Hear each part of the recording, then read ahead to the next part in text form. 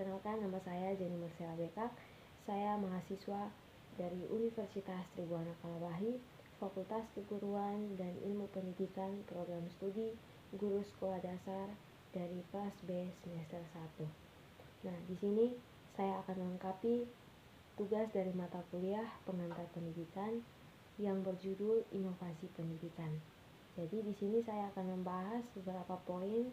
Nah, poin yang pertama adalah pengertian inovasi pendidikan, yang kedua adalah sasaran inovasi pendidikan, yang ketiga adalah ciri-ciri inovasi pendidikan, yang keempat adalah prinsip inovasi pendidikan, dan yang kelima adalah dampak inovasi pendidikan. Jadi kita akan masuk pada poin yang pertama. Poin yang pertama yang akan saya jelaskan di sini adalah pengertian inovasi pendidikan. Inovasi pendidikan adalah inovasi dalam bidang pendidikan atau inovasi untuk memecahkan masalah pendidikan. Pendidikan adalah suatu sistem, maka inovasi pendidikan itu mencangkup hal-hal yang berhubungan dengan komponen atau sistem pendidikan, baik sistem dalam arti sekolah, perguruan tinggi atau lembaga pendidikan yang lain, maupun sistem pendidikan dalam arti luas, misalnya sistem pendidikan nasional.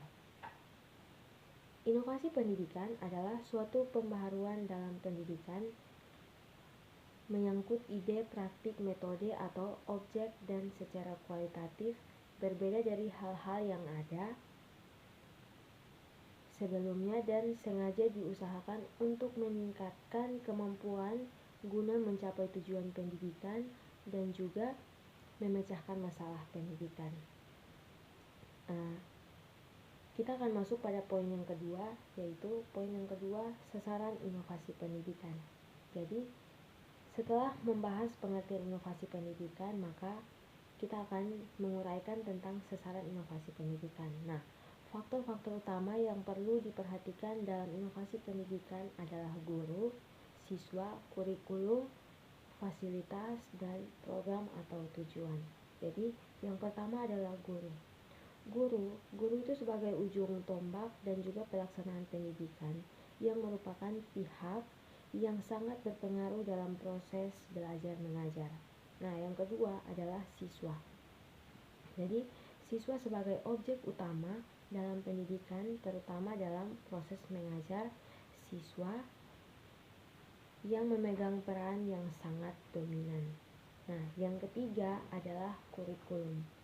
Jadi, kurikulum pendidikan itu lebih sempit lagi. Kurikulum sekolah itu meliputi program pengajar dan juga perangkatnya merupakan pedoman dalam pelaksanaan pendidikan dan juga pengajar di sekolah. Jadi kita masuk pada yang keempat adalah fasilitas. Nah, fasilitas itu termasuk sarana dan prasarana pendidikan yang tidak bisa diabaikan dalam proses pendidikan, khususnya dalam proses belajar dan juga mengajar. Nah, kita masuk pada yang kelima adalah lingkup sosial masyarakat. Nah, dalam penerapan inovasi pendidikan, ada yang tidak secara langsung terlibat dalam perubahan tersebut, tetapi juga membawa dampak bagi baik positif maupun negatif dalam pelaksanaan pembaharuan pendidikan. Nah, kita akan masuk pada poin yang ketiga. Poin yang ketiga yang akan saya bahas di sini adalah ciri-ciri inovasi pendidikan. Jadi, ciri-ciri inovasi pendidikan itu dapat dikenal dengan beberapa identifikasi antara lain. Jadi, yaitu yang pertama adalah ketika masyarakat atau orang tua mulai sibuk dengan peran luar, sehingga tugas pendidikan anak sebagian digeser dari orang tua pindah ke guru atau dari rumah ke sekolah. Nah, yang kedua adalah terjadi adopsi kata yang ditulis ke instruksi lisan.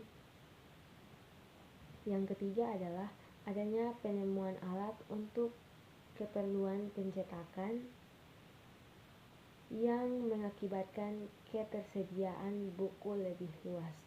Nah, yang keempat adalah adanya alat elektronik yang bermacam-macam, radio, telepon, TV, komputer, LCD, proyektor, perekan, internet, LAN, dan sebagainya.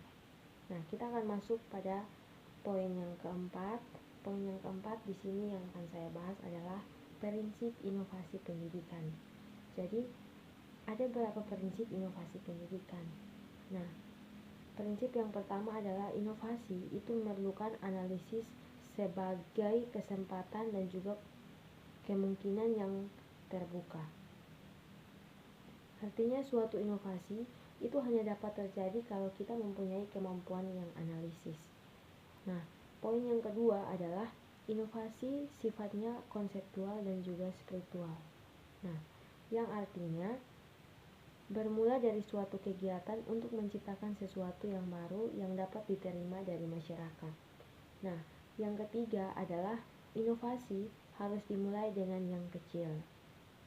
Jadi, tidak semua inovasi itu dimulai dengan ide-ide yang sangat besar yang tidak terjangkau oleh kehidupan nyata manusia, tetapi dari keinginan yang kecil untuk memperbaiki suatu kondisi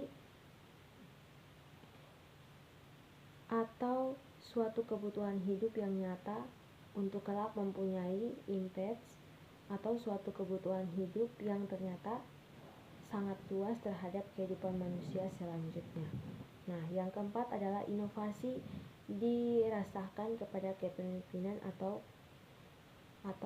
kepeloporan. Nah, inovasi selalu diarahkan bahwa hasilnya akan menjadi suatu pelopor di suatu perubahan yang diperlukan. Apabila tidak demikian, maka intensi atau inovasi kurang jelas dan juga tidak memperoleh apresiasi dalam masyarakat. Nah, kita akan masuk pada poin yang kelima. Poin yang kelima yang akan saya bahas di sini adalah dampak inovasi pendidikan. Jadi, dampak inovasi pendidikan itu adalah ada dampak positif dan juga dampak negatif inovasi pendidikan.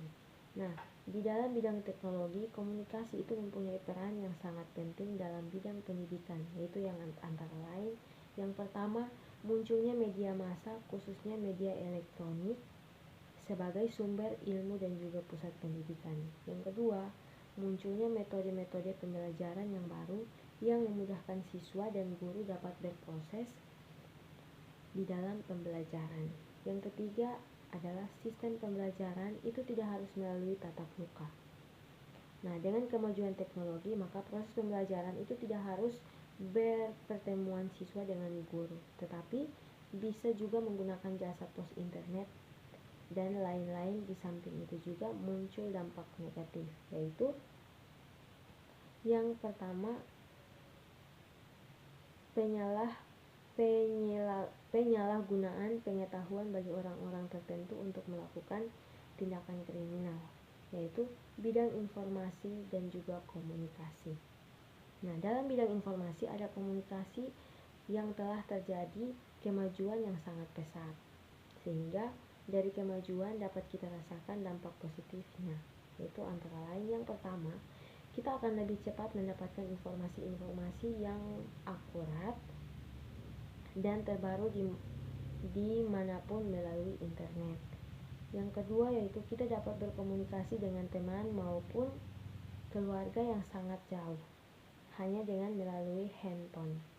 Nah, di samping keuntungan-keuntungan yang kita peroleh, ternyata juga ada hal-hal yang negatif. Nah, antara lain yaitu penggunaan informasi tertentu yang terdapat di internet yang bisa disalahgunakan oleh pihak tertentu untuk tujuan yang salah, yaitu bidang sosial budaya. Nah, di dalam bidang sosial itu termasuk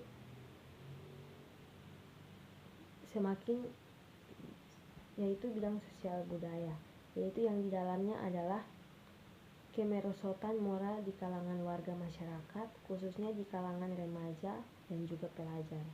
Yang kedua adalah kenakalan dan tidak menyimpang di kalangan remaja semakin meningkat, semakin lemahnya kewajiban tradisi tradisi yang ada di dalam masyarakat seperti gotong royong dan tolong menolong. Nah, demikian presentasi saya. Saya mengucapkan terima kasih. Shalom untuk kita semua.